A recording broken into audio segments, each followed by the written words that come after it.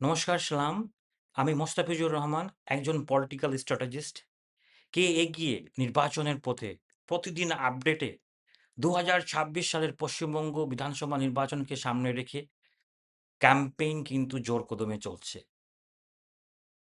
কাল অবধি ৩০ মার্চ, কারণ যে আজকে ৩১ তারিখ, আমাদের কাছে সেরকমের আপডেট আসেনি। ৩০ মার্চ অবধি ২০২৬-এ এর হিসাবে টিএমসি বনাম বিজেপি, চলুন দেখি কে এগিয়ে গ্রাউন্ড লেভেলে। আজ আমরা সহজভাবে কয়েকটি গুরুত্বপূর্ণ পয়েন্ট বিশ্লেষণ করব। যেমন আপনার ন্যারেটিভের উপরে আমরা বিশ্লেষণ করব, ক্যাম্পেইন কার কত প্রভাব ফেলেছে গ্রাউন্ড লেভেলে, ন্যাশনাল ইস্যু কিভাবে কার দিকে এগিয়ে, আজকে নিউজ বা কালকে অবধি কে বেশি নিউজের টাইম এক্সপেন্ড করেছে রাজ্য লেভেলে, সেই ব্যাপারে বলবো। এবং এসআইআর ইস্যু নিয়ে বা পাবলিক মুড এসআইআর ব্যাপার নিয়ে কার দিকে কেমন কি প্রভাব রয়েছে। তারপর স্টার প্রচারক কেমন ৩০ তারিখ অবধি কার দিকে বেশি প্রভাব ছিল, এবং সোশ্যাল মিডিয়ার ট্রেন্ডে কার প্রভাব বেশি। চলুন আজকে এই বিশ্লেষণে আপনারা অবশ্যই দেখবেন। আমাদের এই বিশ্লেষণের সম্পর্কে আপনাদের মতামত অবশ্যই কমেন্টে কিন্তু জানাবেন। ওকে, ন্যারেটিভ আমি যদি বলি, ন্যারেটিভ নিয়ে কে এগিয়ে? টিএমসি কিন্তু বাংলা বাঁচাও ন্যারেটিভটা গ্রাউন্ড লেভেলে দেখা দিচ্ছে।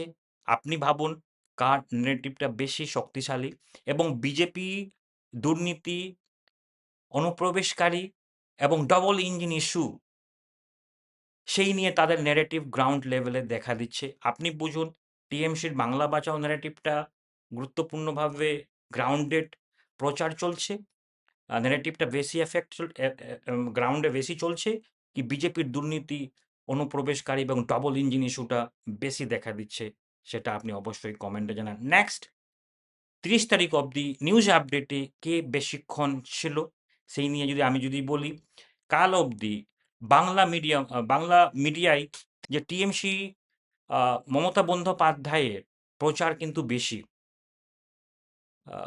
তারপরে আমি যদি বলি, র্যালির ফোকাসের উপরে যদি বলুন, বার্তা বা ট্রেন্ডিং ক্লিপ ট্রেন্ডিং ক্লিপের উপরে বলুন, এই সমস্ত জিনিস কিন্তু ৩০ তারিখ ৩০ মার্চ, এটা কিন্তু টিএমসির দিক থেকে ম্যাক্সিমাম দেখা গেছে।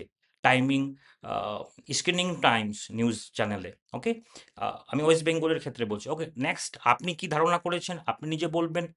নেক্সট আমি যদি বলি, বিজেপির ইস্যুগুলি তুলনামূলকভাবে কম কভারেজ রয়েছে নিউজ চ্যানেলগুলোতে।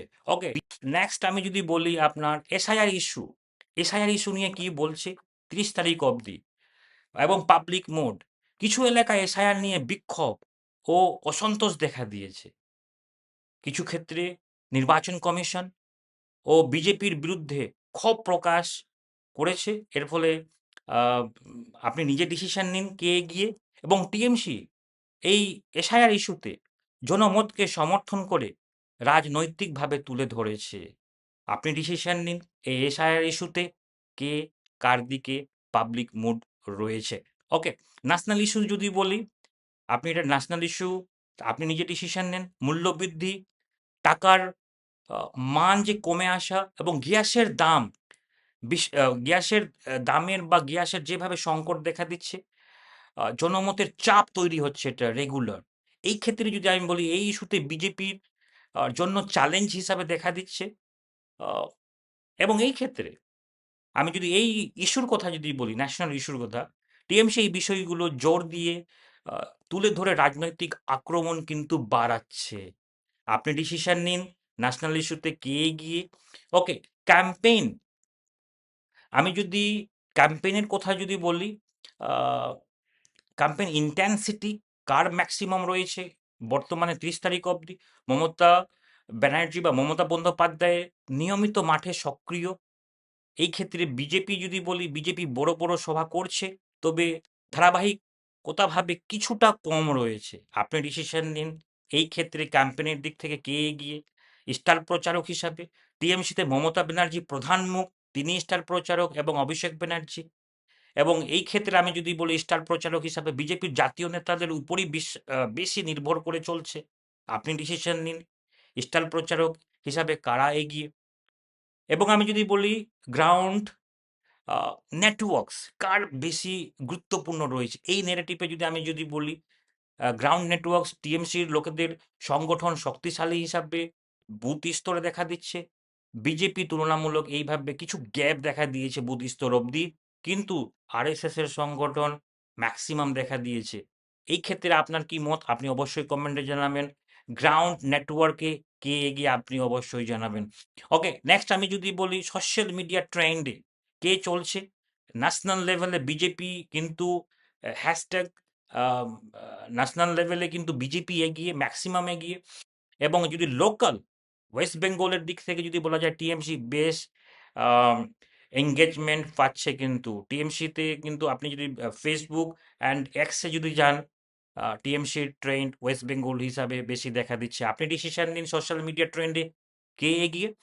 নেক্সটে যদি আমি বলি এই নির্বাচন একদম ন্যারেটিভ বনাম ন্যারেটিভ, লোকাল লোকাল ইমোশনাল বনাম আপনার ন্যাশনাল ইস্যু, এটা কিন্তু হয়ে এসেছে। তারপরে আমি যদি বলি কে জিতবে, সেটা নির্ভর করবে শেষ কয়েক সপ্তাহকে ভোটারদের মাইন্ডসেট বেশি প্রভাবিত করতে পারে তার উপর। ওকে, আপনার মতে কে এগিয়ে? কমেন্ট করে অবশ্যই জানাবেন।